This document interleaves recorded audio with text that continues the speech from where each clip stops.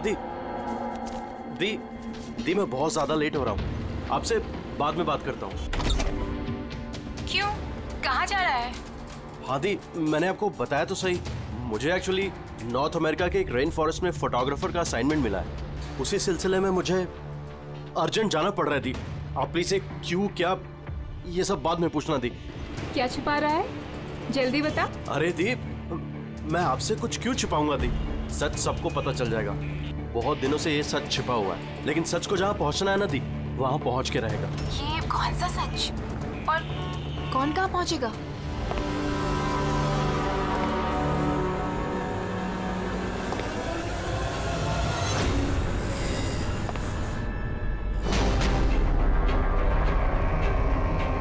माया दी, मेरे पास बिल्कुल टाइम नहीं है। एक्चुअली मुझे लग रहा है कोई है यहाँ पे। बहुत कुछ हुआ है दी, बहुत कुछ हुआ है, लेकिन मैंने वही किया जो मुझे सही लगा। केतन, साफ साफ बात कर, क्या हुआ है? इस वक्त मेरे स्टूडियो में कौन आ सकता है? दरवाजा खोल। दीप, कोई दरवाजा खोल रहा है दी। केतन, जल्दी खोल वरना। कौन है? हेलो, क्या हुआ? खुलता है कि नहीं? हेलो केतन भाई। देखो, आगे मत बढ़ो। कहाँ है वो फोटो? मैंने क्या किया है तुमने? बोलो। केतन, केतन। बोल। मैंने कुछ नहीं किया। बोल दे, नहीं तो मरेगा तू। प्लीज आगे मत बढ़ो। फोटो कहाँ है? जल्दी बोल दे, बता दे। नहीं, मैंने कुछ नहीं किया। देखो, मैंने कुछ नहीं किया। तो बैठेगा। आगे मत बढ़ो।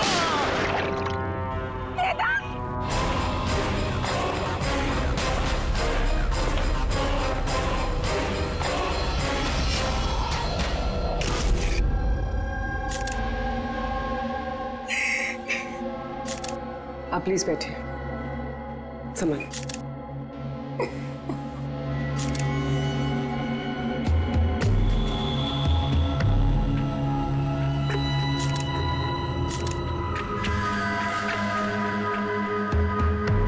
ये क्या?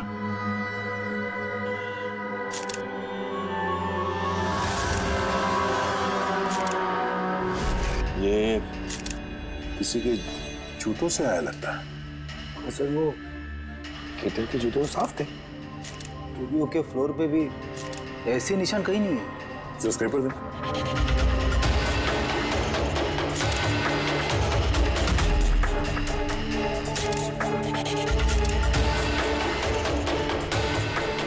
तो मिट्टी या टीचर तो नहीं लगता, ऑयल जैसा कुछ है। एक काम करो, स्टूडियो में जितने भी फिंगरप्रिंट सब उठा लो।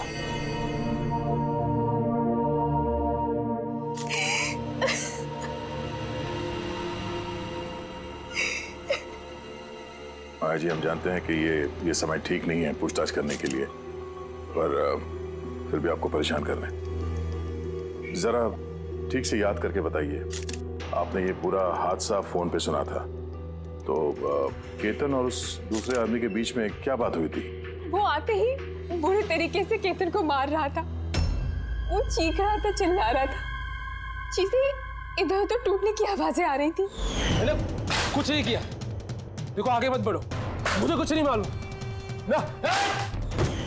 हाँ, वो कुछ फोटोज के बारे में बातें कर रहा था। सर, ये माया जो कह रही है कि केतन का खून उस वजह से हुआ है, एक एविडेंस की वजह से। एविडेंस क्या वो फोटोग्राफ था?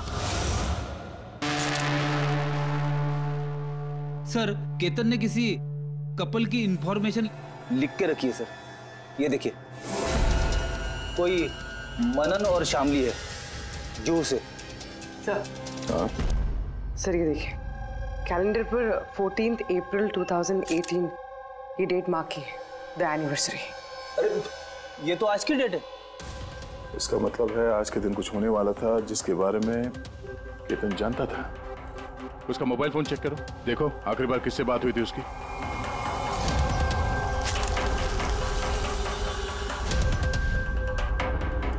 सर, टीएम क्राफ्ट वर्कर्स को फोन किया था शाम को 8:30 बजे।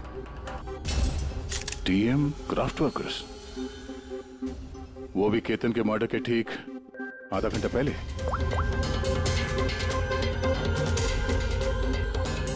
Hello, TM craft workers. जी बोलिए। हाँ, केतन ने आपको फोन किया था। किसने फोन किया था? आप कौन? मैं उसका दोस्त बोल रहा हूँ। हाँ, उनका फोन तो आया था।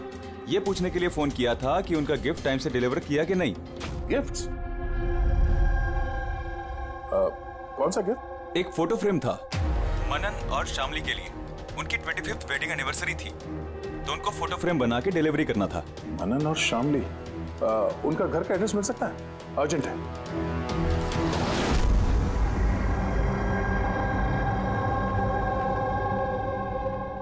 फोटो किसने भेजी? किसने भेजी? केतन? ये केतन कौन है? और इस तरह से हमारी फैमिली पिक्चर भेजने का क्या मतलब है? हाँ। कैसे जानता है वो हमारी फैमिली को?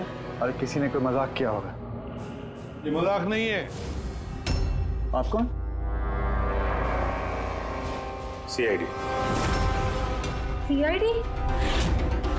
केतन नाम का एक मशहूर फोटोग्राफर था, उसका खून हो गया इस फोटो की वजह से। पर सर, एक फोटोग्राफ के चक्कर में कोई किसी का मर्डर क्यों करेगा? लेकिन सर, हम तो किसी केतन को जानते भी नहीं। केतन को नहीं जानते तो फिर उसने आप लोगों की फोटो आप ही को क्यों भेजी? पता नहीं। पर हमने तो कभी ऐसी फोटो खिंचवाई भी नहीं है। और ना ही ऐसी दीवार हमारे घर पर है। सर, हमने तो कभी नहीं देखा। और देखिए ना सर, ये नकली फोटोग्राफ लग रहा है। आप खुद ही देखिए, इसमें दीदी है, जीजा जी है। सर, ये खाली कुर्सी रखने का क्या मतलब है इसका? सर, हमें तो लगता है कि किसी ने गलत तरीके से फोटो बनाकर हमें बेच दी है। गलती से नहीं, जानबूझकर आया है आपके लिए ये, और वो भी अपनी जान कुर्बान करके। सर, किसी ने मनन की फैमिली को मर्डर के चक्कर में फंसाने की कोशिश की है। वैसे आप कौन? ये हमारे फैमिली फ्रेंड मिस्टर विक्रम। अच्छा, आपके फैमिली फ्रेंड। सर, इसमें ये मैसेज भी है। She is hiding. Save her. शायद केतन आप लोगों से किसी को ढूंढने के लिए कह रहा है। ढूंढने के लिए?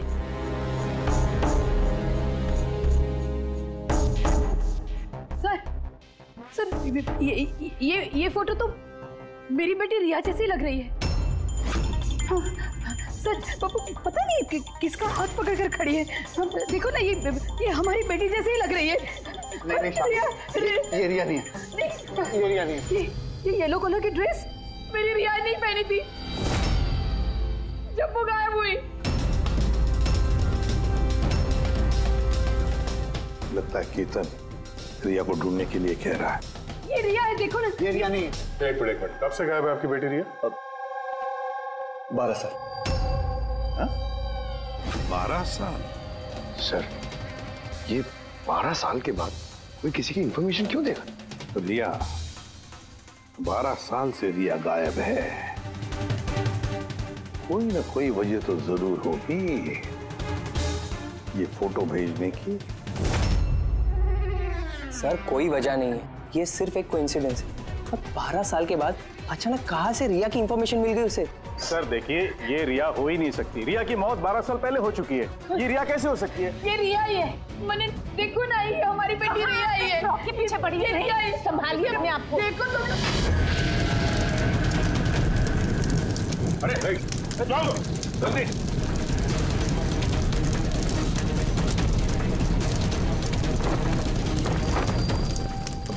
सर, ये फोटो तो जल गया, अब क्या करें?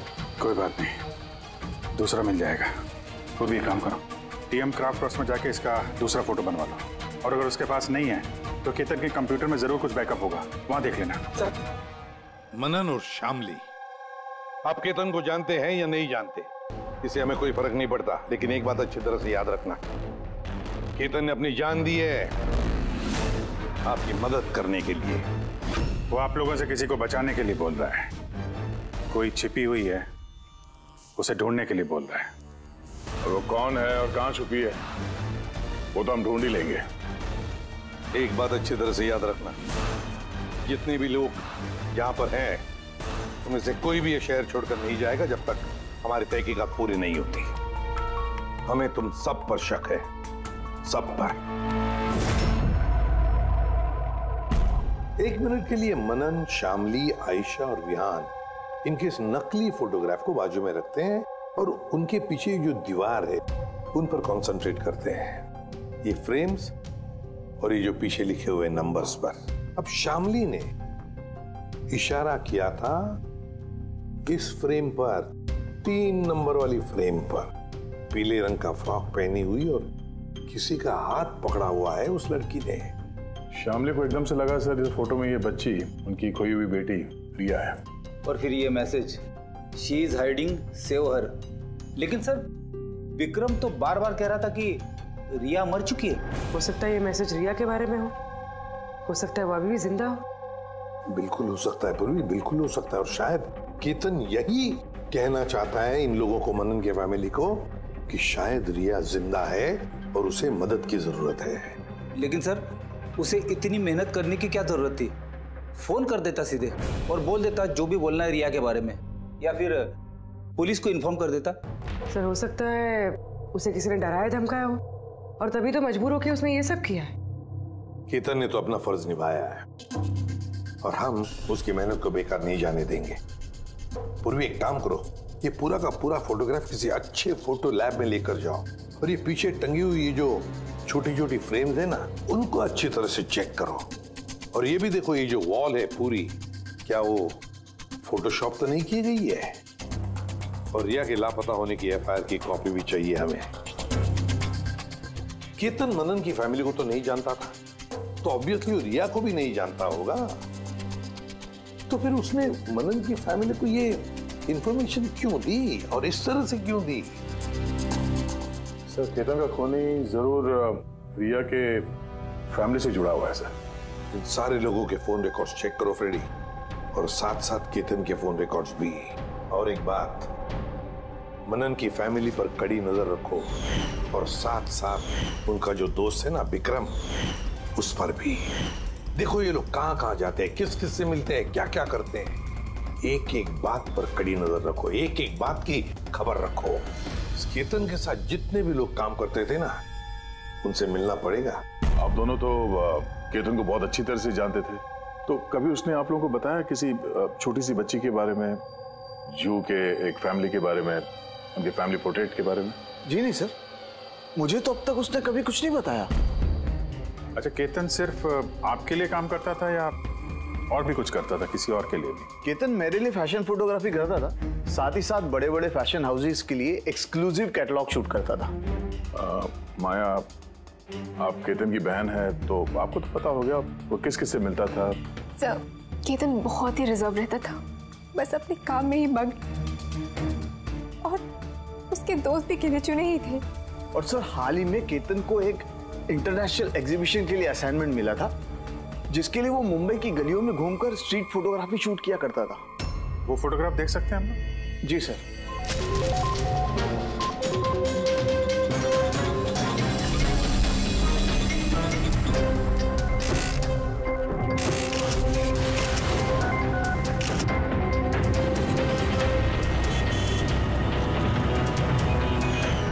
इतना अच्छा पोर्टफोलियो बनाया था सर, एग्जीबिशन में सबमिट ही नहीं किया। बहुत परेशान हो गया था वो।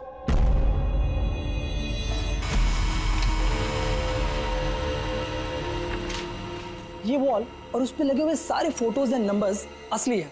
और बाकी सब? जिसने भी ये बनाया है उसने सिर्फ इस वॉल के ऊपर फैमिली वालों की फोटोज डाल दी है, इस खाली कुर्सी के साथ, ताकि ऐसा लगे कि फैमिली वालों ने इस वॉल के आगे बैठकर फोटो खिंचवाई। हाँ, लेकिन ये दीवार तो पक्का असली है। काफी एक्सपर्ट इंटीरियर डिजाइनिंग का काम लगता है। मैग्नेटिक वॉल है ये, आजकल बहुत कम जगहों पे देखने को मिलती है। Magnetic wall? हाँ, मैग्नेटिक वॉल बनाने के लिए वॉल को एक स्पेशल पेंट से पेंट किया जाता है, जिसके केमिकल कंपोजिशन में मैग्नेटिक एलिमेंट्स होते हैं जो उस दीवार को मैग्नेटिक प्रॉपर्टीज दे देते हैं। यानी ये दीवार तो ऑलमोस्ट मैग्नेट जैसी है। एकदम सही। अब उस पे कोई भी मेटेलिक चीज बिना किसी हुक या कील के चिपका सकते हो या निकाल सकते हो। उसी तरह ये वॉल भी मैग्नेटिक वॉल है। Thank you. Thank you ma'am. Mumbai की गलियों में घूम घूम के फोटोग्राफी कर रहा था, जरूर वहीं पे इसे रिया के बारे में कोई ना कोई क्लू मिला होगा, वहीं किसी गलियों में।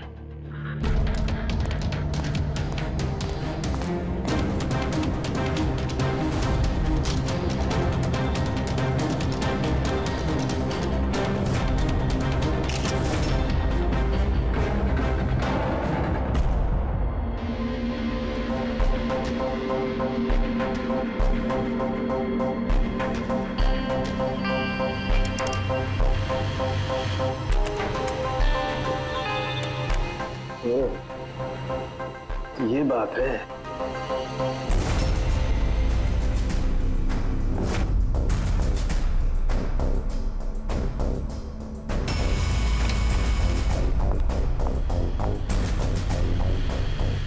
सर, ये देखिए।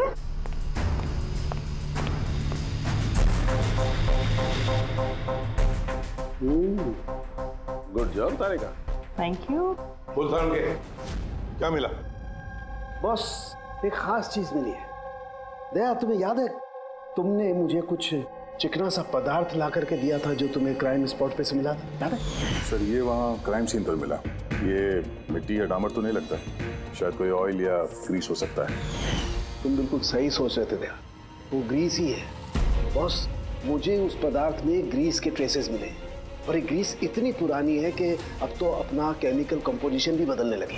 एक मिनट साहब के पुराने मतलब कितने पुराने हैं? मतलब बॉस, जिस जगह से ये ग्रीस के धब्बे मिले हैं वो जगह काफी पहले बंद हो चुकी होगी। और सर, केतन के नाक के फ्लूइड्स में से मुझे ये एक्रिलिक, नायलॉन, पॉलिएस्टर, पॉलीप्रोपिलीन, इन सब चीज़ों की ट्रेसेस मिले और उसके लंग्स में भी ये सारी सेम चीज़ें मिली हैं, fabric fibres. Nylon, polyester, olefin, acrylic, ये सब सारी चीजें तो फैब्रिक से जुड़ी हुई है। ये तो एक फोटोग्राफर था, इसका क्या संबंध इन सारी चीजों से? हाँ सर, जिस जगह पे ये रहता है इसके घर के आसपास कोई फैक्ट्री वगैरह भी नहीं है, तो फिर एक कपड़े के रेशे इसके लंग्स में कैसे घुस गए? हो सकता है ऐसी जगह पे आता जाता हूँ। हाँ बॉस, कोई फैक्ट्री, कारखाना, मिल, और बार बार जाता होगा सर, तभी ये पॉसिबल है। बार बार जाता होगा केतन ऐसी जगह पे, पर क्यों, किस लिए? सर, श्यामली डिप्रेशन में चली गई है, वो घर से बाहर ही नहीं निकलती। और विक्रम और विहान मिलते रहते हैं, पता नहीं उन दोनों के बीच क्या बहस होती रहती है। और ये विहान वकीलों से जाके मिल रहा है। वकीलों से? हाँ सर, और आयशा अपनी किसी फ्रेंड्स के घर जाती रहती है, लेकिन उसकी जो ये फ्रेंड है उम्र में काफ़ी बड़ी है, मुझे नहीं लगता कि उसका इस केस से कोई ताल्लुक है। और ये जो मनन है ना, केतन के बारे में पता लगाने की काफ़ी कोशिश कर रहा है। अच्छा, तो फिर फ्रेडी वो जो फोन कॉल के रिकॉर्ड जो ट्रैक किए थे, क्या पता चला? कुछ नहीं पता चला सर, उनके जो रजिस्टर्ड मोबाइल नंबर है उसमें कुछ नहीं है। फोटोग्राफ्स का प्रिंट निकाल ली? हाँ सर। सर, जैसे कि मैंने फोन पे बताया था, वो दीवार असली है सर। Magnetic wall? हाँ सर। सर, केतन ने ये सारी फोटोज उस वॉल पे लगाकर वो फोटो ली है और फिर उस पर वो फैमिली वाली फोटो फोटोशॉप कर दी। सर, इस वॉल का पता लगाने में ज्यादा टाइम नहीं लगेगा, इंटीरियर डिजाइनर का काम है, और ये वॉल पे मेटालिक डिजिट्स लगे हुए हैं। बस तो फिर ये सारे फोटोग्राफ्स आर्किटेक्ट्स और डिजाइनर्स के ऑफिसेज में भेज दो, पता चल जाएगा किसने ये मैग्नेटिक वॉल बनवा लिया था।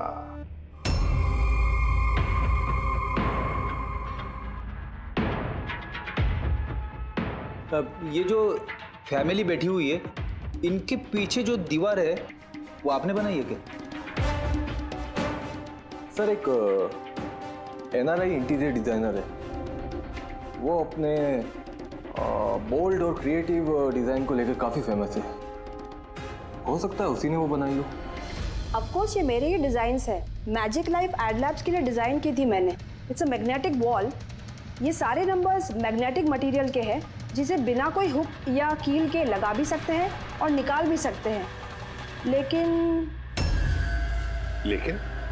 लेकिन मेरे डिजाइन के हिसाब से ये सारे सीरियल नंबर्स में थे, जैसे 1 2 3 4 5 6 7 8 9 10। हाँ मगर मैम इसमें तो नंबर्स 1 3 2 0 6 7 8 9 ये ऐसे कैसे? हाँ? सर शायद केतन ने किया, लेकिन उसने इस वॉल की फोटो क्यों ली? ये तो अब मैजिक लाइफ एड लैब वाले ही बताएंगे।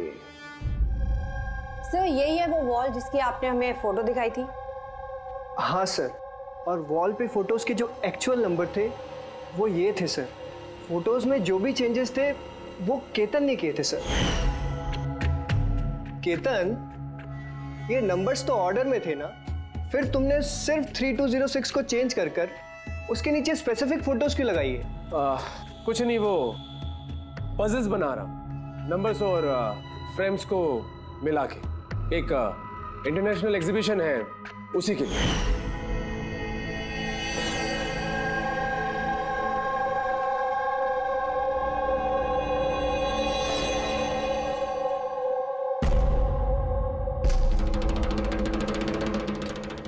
आप लोगों ने केतन को परमिशन कैसे दी है सब करने के लिए?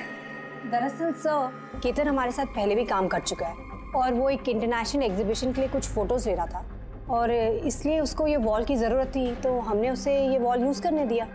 यस सर, एंड कुछ पजल की बात कर रहा था, कुछ समझ में नहीं आ रहा था सर। पजल है?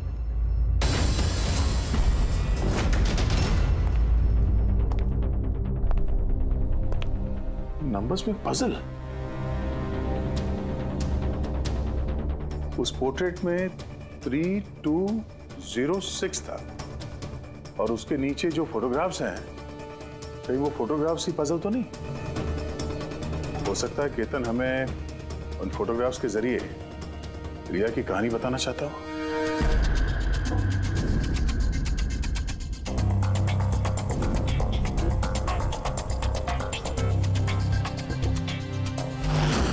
रिया गायब कब हो गई थी? कब गायब हो गई थी?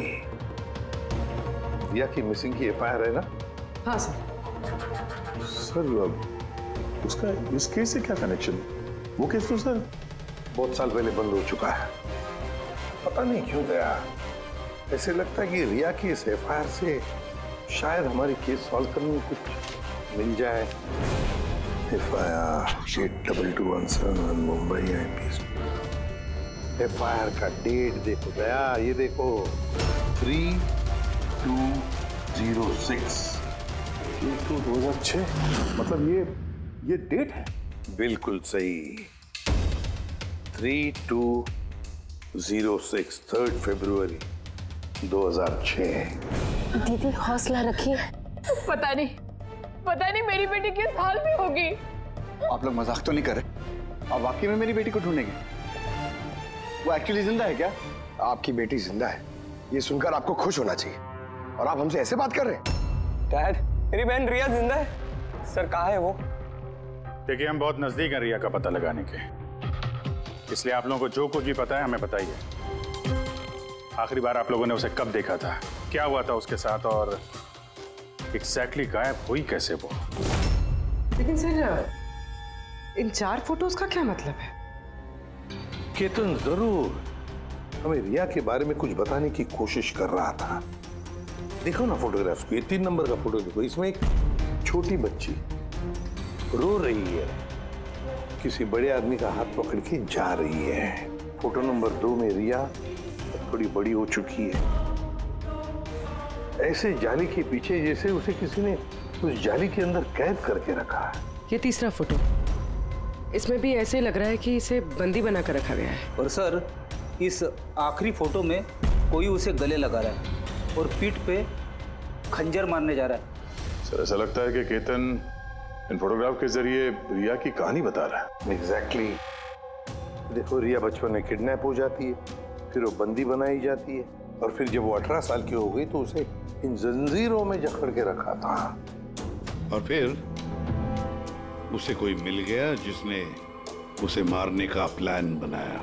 कोई ऐसा जिस पर रिया विश्वास करती है? मतलब सर, केतन ने जानबूझ के मॉडल्स की ऐसे फोटो बनाई है ताकि सच को सामने लाया जा सके। इसलिए उसने केतन को रास्ते से हटा दिया। रिया बाकी बच्चों की तरह नॉर्मल नहीं थी। उसका दिमाग उसकी उम्र के बच्चों के कंपैरिजन में बहुत ही कमजोर था, इसीलिए उसे लगातार दवाइयों की जरूरत पड़ती थी। अगर वो दवाइयां नहीं लेती थी तो उसका दिमाग कंट्रोल में नहीं रहता था। वो कुछ भी कर सकती थी, वो अपने आप को चोट पहुंचा सकती है, वो अपने आप को मार भी सकती है। तो ये रिया गायब कहाँ से हुई? हमने उसे स्पेशल बच्चों की स्कूल में डाला था, वहीं से वो गायब हुई है। तो फिर उसके बाद आप लोगों को कोई फोन आया पैसों के लिए या किसी और चीज के लिए? नहीं, कुछ नहीं। हाँ, पर बाद में हमें पता चला कि हॉस्पिटल में से उसकी मेडिकल फाइल गायब हो गई थी। फाइल गायब हो? कोई भला ऐसा क्यों करेगा? वो भी ऐसी लड़की की जिसकी दिमागी हालत इतनी नाजुक है। वही तो मैं कह रहा हूं। अरे जिसकी दिमागी हालत इतनी नाजुक हो, वो लड़की 12 साल कैसे जिंदा रह सकती है? अरे मुसीबत थी वो। कैसे कह सकते हैं आप ये? शर्म आनी चाहिए आपको। बेटी है वो आपकी। एक बात तो समझ में आ गई मिस्टर मनन, अगर रिया मिल भी गई तो आपको ज्यादा खुशी नहीं होगी। लेकिन हम उन्हें ढूंढ के रहेंगे किसी भी तरह।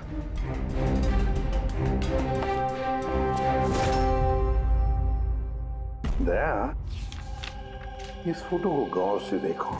देखो रिया बड़ी हो गई है, 18 साल की हो गई है, लेकिन उसके पैरों में जंजीर जकड़े हैं। सर ये पीछे ये खिड़की कारपेट दिख रहा है पीछे। याद है तारिका ने क्या बताया था? केतन के नाक के फ्लूइड्स में से मुझे ये एक्रिलिक, नायलॉन, पॉलिएस्टर, पॉलीप्रोपिलीन, इन सब चीजों की ट्रेसेस मिले।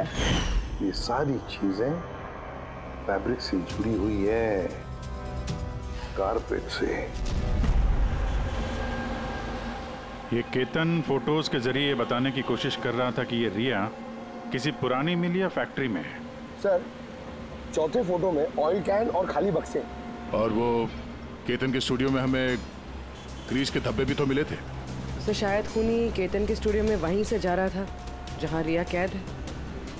तीसरी फोटो में वो कारपेट वाली गली और चौथे में वो फैक्ट्री। सर ये दोनों जगह आसपास होगी। पहले ये पता लगाना पड़ेगा कि कारपेट वाली गली के आसपास कोई बंद पड़ी हुई पुरानी फैक्ट्री है क्या? जो भी करना है जल्दी करना पड़ेगा बॉस, क्योंकि हमारे मनन के घर जाने के बाद खूनी खुद सामने नहीं आएगा। शायद किसी से वो काम करवाएगा।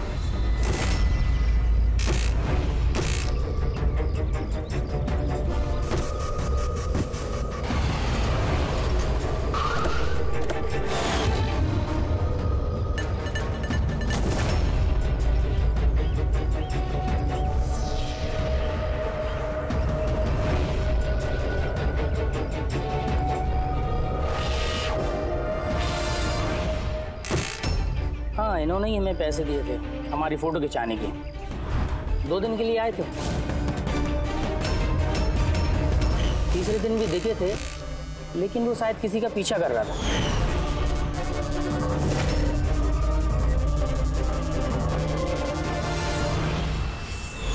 किसका पीछा कर रहा था?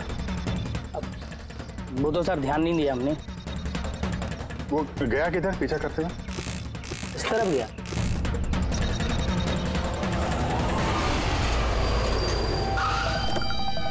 हाँ, पहुंच गया हूं मैं, फिक्र मत करो, जिंदा नहीं बचेगी वो।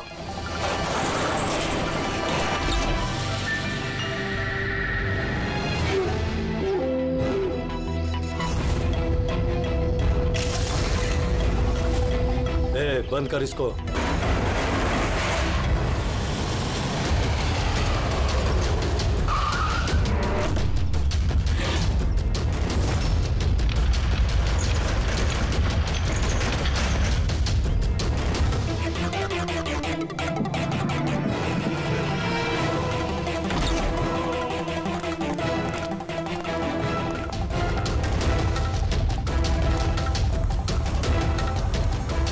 मजबूरी है, बच्ची को खत्म करना पड़ेगा। बच्ची की बॉडी को ठिकाने लगाने के बाद इस सारी जगह को आग से खत्म कर दो, ताकि किसी के हाथ में कोई सबूत ना जाए। यहाँ पे तो कुछ मिला नहीं, चलो दूसरी जगह देखते हैं।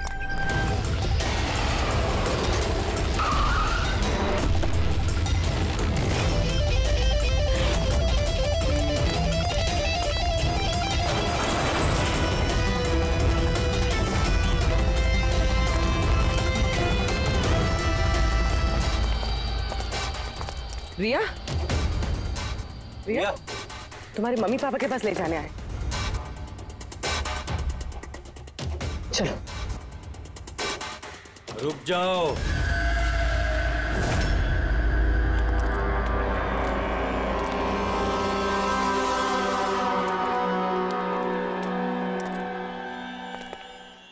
रिया बेटा, आजा आजा बेटा, आजा आजा आजा आजा आजा आजा आजा। रिया, रिया, रिया, आजा आजा आजा। रिया बेटा, ये अंकल के साथ जाएगी। ये बच्ची तुम लोगों के साथ नहीं जाएगी, कोशिश करके देख लो। ये ठीक कह रहा फ्रेडी। ये लड़की हम लोगों को अपना दुश्मन समझ रही है और इसे अपना दोस्त, क्योंकि ये इन लोगों को रोज देखती है। ये बिल्कुल ठीक कह रहा है, और इस मासूम बच्ची को तो ये भी पता नहीं है कि ये आज मरने वाली है।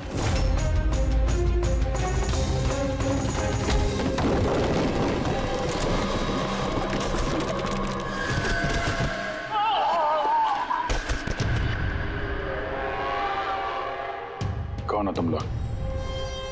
किसने भेजा तुम्हें? ये तुम्हें कभी पता नहीं चलेगा।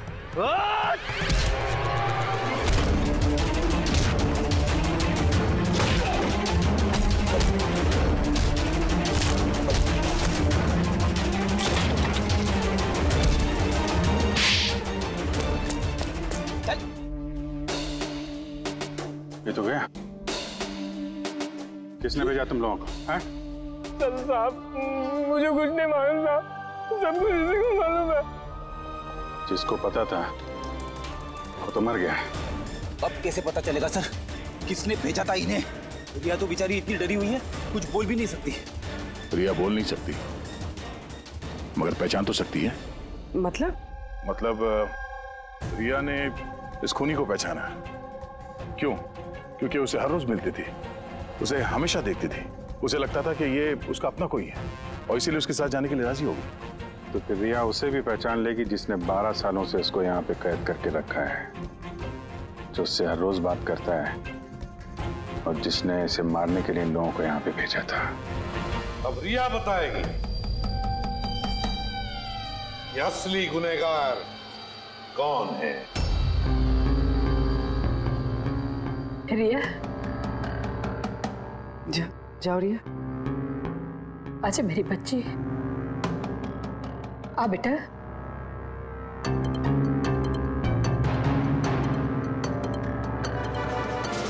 रिया,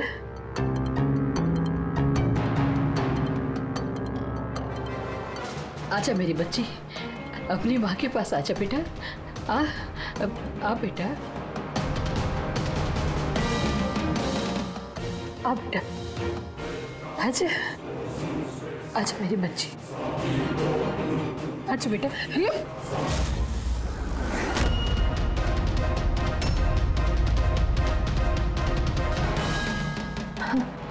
ये तो कमाल हो गया शामली जी। आपकी बेटी 12 साल के बाद आपसे मिलती है, लेकिन आपके पास नहीं है। अपने मौसी के गले लग जाती है, ये कैसे? वो तो माँ की जैसी हूँ ना मैं इसकी, बहुत प्यार करती है ये मुझसे, इसीलिए। अरे वाह मौसी जी, आपसे इतना प्यार कि रिया अपनी माँ को पहचान नहीं पाई और आप ही के गले लग गई। क्यों? और जानती है क्यों? क्योंकि पिछले 12 साल से सिर्फ एक ही शख्स है जो रिया से मिल रहा था, बातें कर रहा था, जिसे रिया अपना समझती थी। ये क्या बकवास कर रहे हैं? मैं क्यों मिलूंगी इससे? मैं नहीं मिली इससे। रिया से बिल्कुल मिली थी, पिछले 12 सालों से मिल रही थी तुम। बकवास हम नहीं कर रहे आयशा, बकवास तो तुम कर रही हो। हमने तो उस डॉक्टर को भी ढूंढ निकाला जिसकी मदद से तुम पिछले 12 सालों से रिया को दवाइयां देती थी, उसकी टेस्ट करवा रही थी। मैं किसी डॉक्टर को नहीं जानती, मैं कह रही हूँ ना आपसे, मैंने कोई मेडिकल टेस्ट नहीं करवाया इसका। बिल्कुल करवाई थी। नहीं, मैंने कोई टेस्ट नहीं करवाया। झूठ बोल रही हो तुम, टेस्ट करवाया था तुमने। मैंने कोई टेस्ट नहीं करवाया, मैं सच कह रही हूँ। मैं किसी डॉक्टर को नहीं जानती, मैं तो इसे 12 सालों से वही दवाई दे रही जो ये 7 साल की उम्र से खाती आ रही है बस।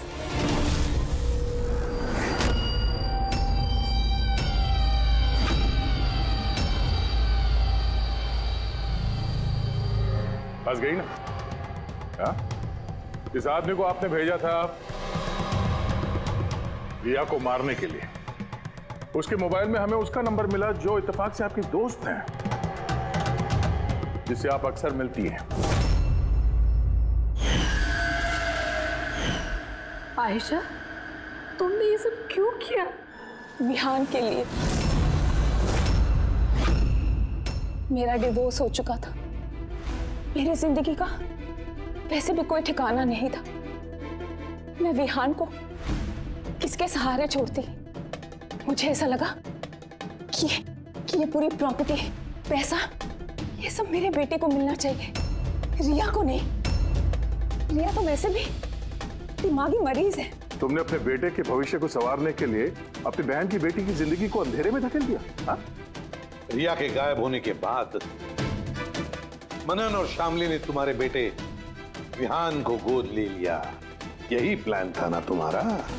तुम इतनी गिर गई कि तुमने एक छोटी सी बच्ची को मारने की कोशिश की। मैं उसे मारना नहीं चाहती थी, माँ हूं मैं भी। मेरा यकीन मानिए, मैं रिया को चोट नहीं पहुंचाना चाहती थी। बहुत कोशिश की मैंने उसे संभालने की, लेकिन संभाल नहीं पाई और इसीलिए तुमने रिया को मारने का प्लान बनाया। ये केतन कहाँ से बीच में आया और उसे रिया के बारे में कैसे पता चला? केतन के साथ मेरा अफेयर चल रहा था। भले उम्र में वो मुझसे छोटा था, पर मैं उसकी मदद करती थी। काफी बार मैंने उसे पैसे दिए उसके काम के लिए। सिर्फ बॉयफ्रेंड था, उसने तो तुमसे दिलो जान से प्यार किया। क्या वही उसका कसूर था? तो तुम्हारा बॉयफ्रेंड था तो तुमने उसे मारा क्यों? वो उस कारपेट वाली गली में एक दिन फोटोशूट कर रहा था। बाय चांस उसने मुझे देख लिया और मेरा पीछा करते करते वो रिया तक पहुंच गया। मैंने उसे बहुत डराया, बहुत धमकाया, यहां तक कहा कि मैं उसका करियर बर्बाद कर दूंगी। लेकिन नहीं, शायद उसमें इंसानियत जाग रही थी, इसलिए मुझे उसे मरवाना ही पड़ा। वाह, बहुत खूब। कैसी माँ हो तुम? 12 साल से एक मासूम बच्ची को अपनी माता पिता से दूर रखा। क्या मिला तुम्हें? हा? भूल गई तुम कि देर से ही सही सच्चाई तो सामने आ ही जाती है। अपने स्वार्थ के लिए बहुत बड़ा जुर्म किया है तुमने। कानून तुम्हें कभी माफ नहीं करेगा। कड़ी से कड़ी सजा होगी तुम्हें, कड़ी से कड़ी सजा। For more updates, subscribe to our channel, click the show links and enjoy watching the videos.